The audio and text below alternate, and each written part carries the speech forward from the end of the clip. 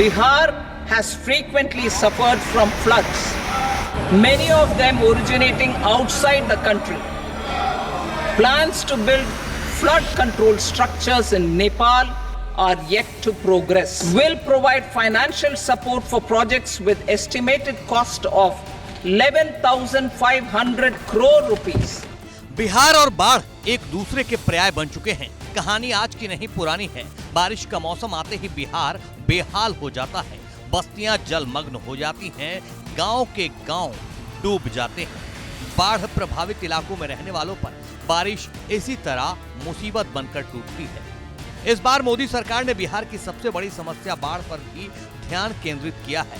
कोसी नदी समेत अन्य नदियों में बाढ़ नियंत्रण के लिए 11,500 करोड़ की मदद से नए उपाय किए जाने का बजट में ऐलान किया है। बिहार ही नहीं, असम, हिमाचल प्रदेश, उत्तराखंड में भी बाढ़ और बारिश हर साल भारी तबाही लेकर आती है। ये तस्वीरें इस बात की तस्दीक कर रही हैं। ऐसे में केंद्रीय वित्त मंत्री निर्मला सीतारमण ने बिहार समेत आपदा प्रभावित इन राज्यों के लिए बजट आवंटित किया है। बजट में बाढ़ प्रभावित राज्यों के लिए विशेष राहत पैकेज का ऐलान किया है। बिहार से लेकर हिमाचल, असम तक के लिए सीतारमण ने अपने बजट भाषण में वित्तीय सहायता देने का ऐलान किया है। Bihar has frequently suffered from floods, many of them originating outside the country. Plans to build flood control structures in Nepal are yet to progress. Our government, through the Accelerated Irrigation Benefit Program and other sources, will provide financial support for projects with estimated cost of 11,500 crore rupees. Modi सरकार ने साल 2023 में भारी बारिश की वजह से कई राज्यों में आई आपदा को लेकर भी मदद करने का भरोसा दिया है। बाढ़ से निपटने के लिए बिहार को खास तौर पर 11,500 करोड़ रुपए दिए गए हैं, जिसमें कोसी मेची अंतरराज्य लिंक और 20 अन्य चालू योजनाएं शामिल हैं। साथ ही बैराज, नदी पॉल्यूशन को खत्म करने के लिए कोसी को बाढ़ से मुक्त करने के लिए सर्वे किया जाएगा।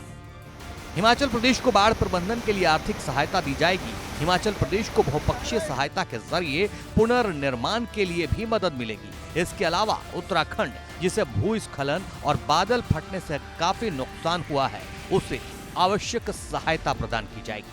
असम भारत के बाहर से निकलने वाली ब्रह्मपुत्र और उसकी सहायक नदियों के चलते बाढ़ से जूझता है।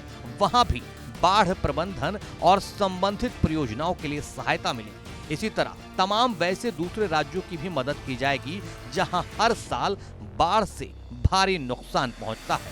बाढ़ और आपदा प्रभावित राज्यों में सड़कों का बुरा हाल है। नदियां उन्हें अपने साथ बहा ले जाती हैं। लैंडस्लाइड की वजह से भी सड़कें खस्ताहाल हो जाती हैं।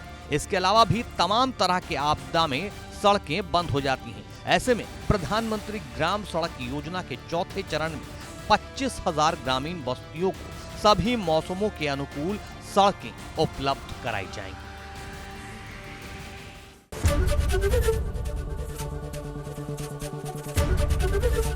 एबीपी गंगा, खबर आपकी, जुबान आपकी।